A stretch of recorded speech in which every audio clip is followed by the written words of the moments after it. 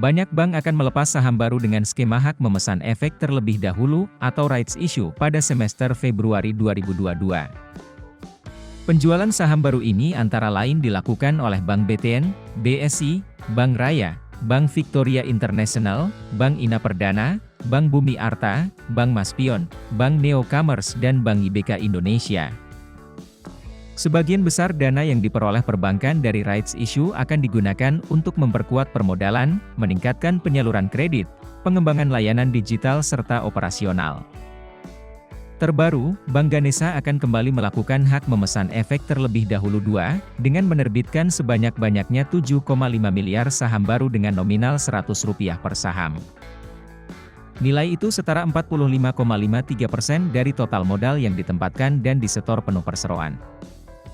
Penerbitan saham baru tersebut akan berlangsung setelah perusahaan mengantongi persetujuan dari Rapat Umum Pemegang Saham Luar Biasa pada 26 September 2022 mendatang. Vice President Infovesta Utama Wawan Hendrayana menilai wajar jika emiten perbankan membutuhkan tambahan modal. Pasalnya, pertumbuhan ekonomi Indonesia sudah mencapai 5,44% pada triwulan Februari 2022. Aktivitas ekonomi pulih, bank membutuhkan tambahan pendanaan dan permodalan untuk melakukan ekspansi kredit, kata Wawan kepada Kontan, Senin, 22 Agustus. Nah, jika ingin ikut andil membeli saham baru tersebut, investor perlu mencermati 3 hal. 3 hal tersebut adalah kondisi fundamental perusahaan, prospek bisnis dan tujuan penggunaan dana. Biasanya, penggunaan dana untuk ekspansi akan jauh lebih diminati ketimbang dipakai buat pembayaran utang. Dalam hal ini, perlu diperhatikan ekspansi yang akan dilakukan emiten apakah bersifat organik atau anorganik.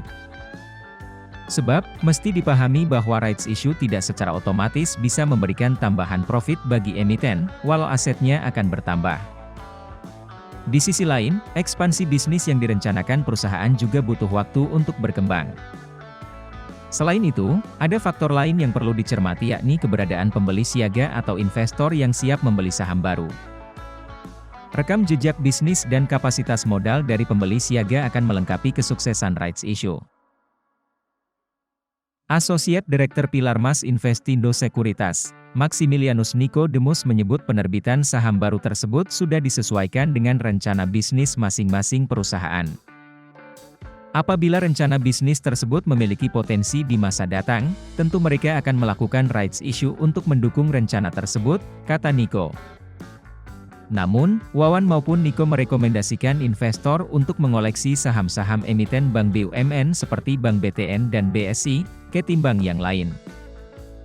Menurut Nico, jika dibandingkan bank buku 4 lain, rasio permodalan BTN masih paling kecil. Maka penerbitan saham baru ini bisa menjadi salah satu langkah yang tepat untuk memperkuat permodalan perusahaan.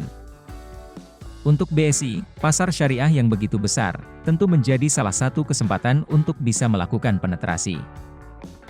Market share BSI saat ini masih 7% sehingga peluang untuk bertumbuh pun masih sangat besar, jelasnya.